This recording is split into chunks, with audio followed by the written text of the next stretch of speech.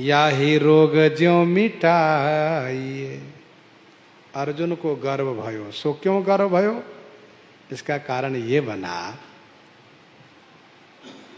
कि श्री मोरध्वज जी नर्मदा तट पर अश्वमेध यज्ञ किए। उधर श्री युधिष्ठिर जी महाराज का भी अश्वमेध यज्ञ हो रहा था। मोरध्वज ने भी अपने अश्वमेध यज्ञ के घोड़े को छोड़ दिया है, जिसकी सुरक्षा में इनके पुत्र ताम्रध्वज है। और उधर भगवान श्री कृष्ण और अर्जुन श्री युधिष्ठिर जी महाराज के अश्वमेध यज्ञ के घोड़े की सुरक्षा में हैं। ताम्रध्वज ने जब युधिष्ठिर जी के घोड़े को देखा और उनके मस्तक पर लगे हुए जो लिखा हुआ बोर्ड है उसको पढ़ा, इन्होंने मंत्री से कहा सुनो घोड़े को पकड़ लो। मंत्री ने कहा महाराज ये युधिष्ठिर जी महाराज का घोड़ा है और फिर इनके सुरक्षा में श्री अर्जुन श्री कृष्ण का कोई बात नहीं, ले चलो। बांध लिए, पकड़ लिए और युद्ध के लिए तैयार हो गए ताम्रध्वज। अब हुआ यह, युद्ध का डंका बजा।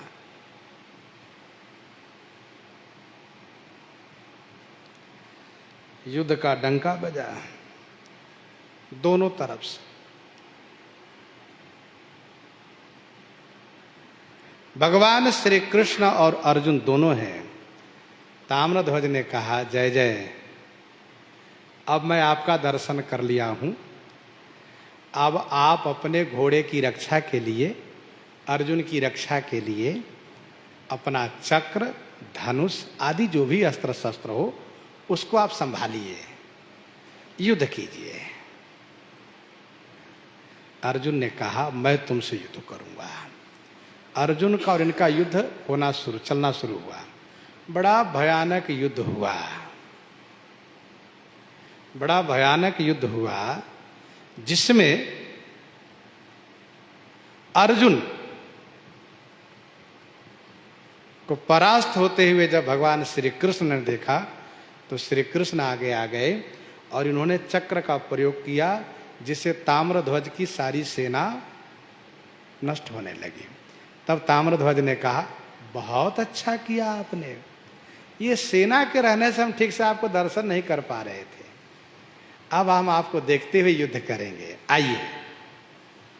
भगवान श्री कृष्ण ने कहा सुनो, यहाँ इस समय बात करने का अवसर नहीं, युद्ध करो युद्ध। हाँ बिल्कुल हम युद्ध करेंगे आपसे। जैसे भगवान श्री कृष्ण ने अपना चक्र को संधान किया, वैसे ही ताम्रध्वज ने उछल करके दाहिने हाथ से श्री कृष्ण के उस हाथ को पकड़ लिया और बाएं हाथ से उनके चरण को पकड़ करके अपना मस्तक पर रख लिया। श्री कृष्ण विवश हो गए। अर्जुन की ओर इशारा किया, अर्जुन ने बाण का संधान किया। ताम्रध्वज ने कहा ठीक है आप भी संधान करो। और जैसे संधान किया वैसे बड़ी स्फूर्ति में इन्होंने अर्जुन को झपट लिया और झपट करके दोनों को एक साथ कर लिया।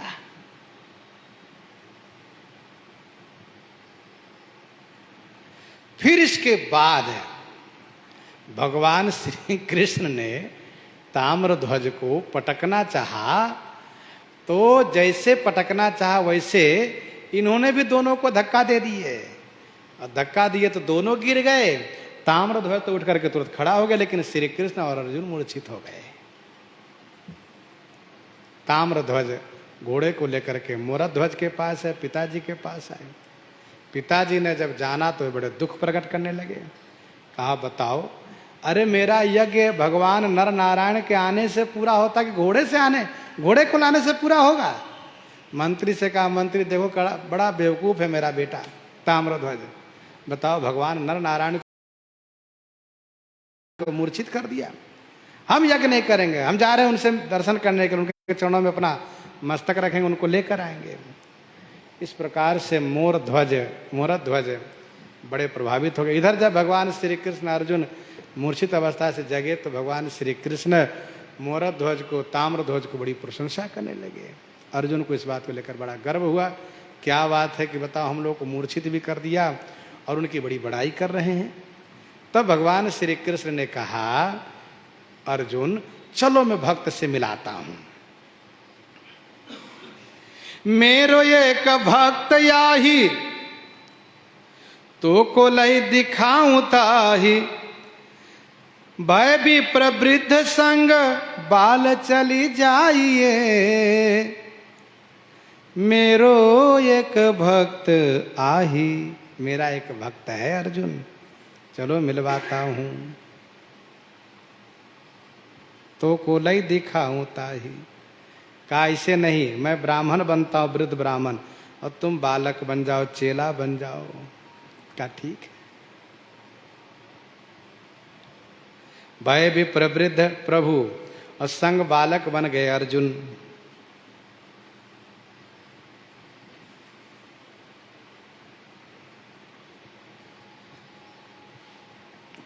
पहुंचत भाख्यो जाई, मोर ध्वज राजा कहाँ, बेगी सुधि देवो काहू, बात जा जनाइए।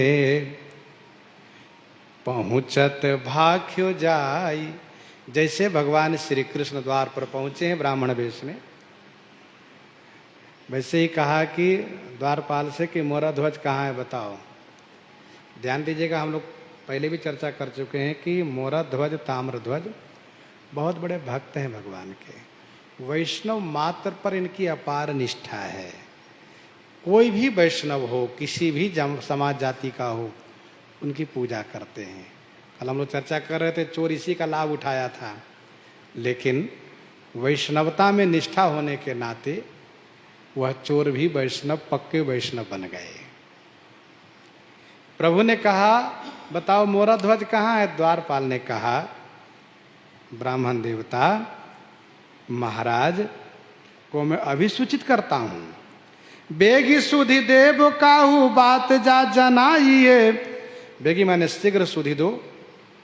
किसी ने जाकर के महाराज से कहा, महाराजा श्री मोरा ध्वज ने कहा, महाराजा श्री मोरा ध्वज ने कहा, सेवा प्रभु करो, नेकु रहो पाँव धरो। सेवा प्रभु करो, सेवा प्रभु करो।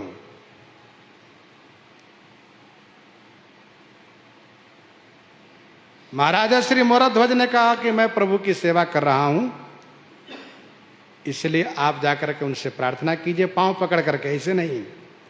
नेकू रहो, थोड़ा सा थोड़ी प्रतीक्षा करें, थोड़ा रुके, पांव धरो, चरण पकड़ के कहना तुम, जाए कहो तुम बैठो। कही उसने जाकर कहा, महाराज अभी महाराज ठाकुर जी की पूजा कर रहे हैं, श्रृंगार कर रहे हैं, थोड़ी सी प्रतीक्षा कीजिए, बस आ रहे हैं महाराज। आग सी लगाइए, मानो आग सी लगाइए, क्योंकि श्री अर्जुन ने भगवान श्री कृष्ण की ओर देख कर के मुस्कुरा दिया। आप जिन भक्त से मिलने आए हैं वो कह रहा है बैठिए, थोड़ी प्रतीक्षा कीजिए। अब तो भगवान नाराज हो गए, कहा मैं नहीं रहने वाला 1 मिनट भी यहाँ पर, 1 पल भी नहीं रुकूंगा। चले अन खाई पाए, गही अटकाए जाए। चले अन खाए, अन खाए माने रूठ करके, नाराज होकर के चल दिए।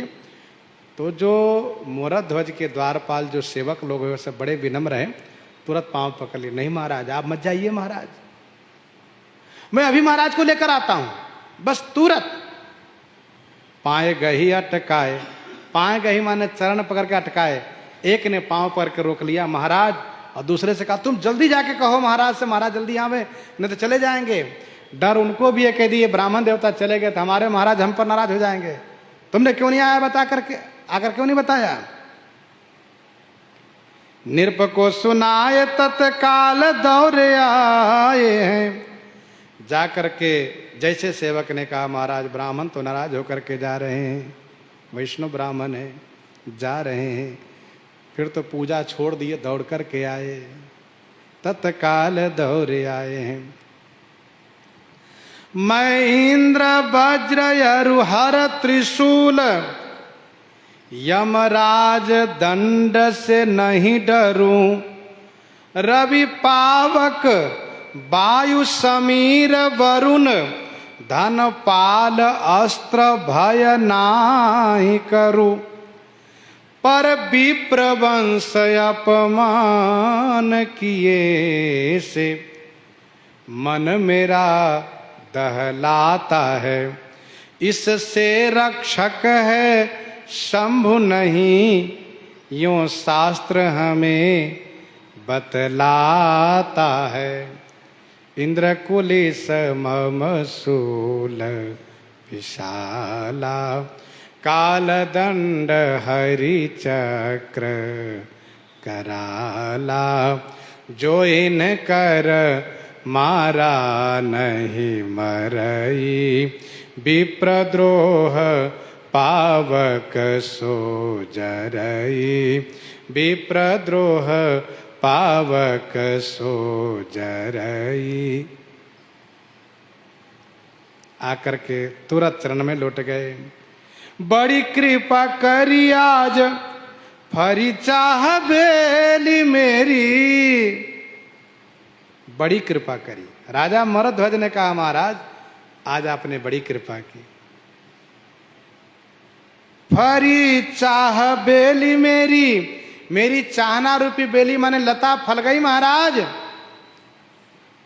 निपट नबेल फल पाए आते पाए हैं, निपट माने अति से, नबेल माने नया। आपके दर्शन रूपी फल हमें प्राप्त हुआ है, इसीलिए तो आपका चरण आज इस दास के घर आया है। महाराज गलती हो गई, क्षमा कीजिए। महाराज प्रसन्न हो जाइए। दीजिए आज्ञा मोहि सोई कीजिए, सुख लीजिए यही। राजा मरध्वज ने कहा दीजिए आज्ञा मोहि, मुझे आज्ञा कीजिए और मुझसे सेवा लीजिए। दीजिए आज्ञा मोहि सोई कीजिए, सुख लीजिए यही। केहि कारण आगमन तुम्हारा, कहूँ सो करतन लावऊं बारा। आज्ञा कीजिए और सेवा का सुख लीजिए। महाराज नयन लय सिराए हैं, मेरा नेत्र आपके दर्शन से शीतल हो गया, लेकिन कान प्यासा है। पीजे वाणी रस, आपकी अमृतमय वाणी को पीने के लिए कान प्यासा है। नेत्र लय तिसायो है, नेत्र तो शीतल हो गया, लेकिन आप अपने वचनामृत से हमें संतुष्ट कीजिए। महाराज आदेश कीजिए भगवान, जो कहिए महाराज हम तुरंत सेवा करेंगे। सुनि क्रोध गयो,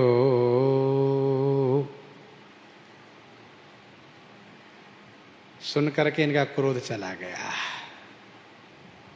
सुनि क्रोध गयो मोद भयो, मोद माने आनंद। अरे वाह, भगवान श्री कृष्ण ने अर्जुन की ओर देखा और मुस्कुराए, कहा देखा कैसा मेरा भगत है।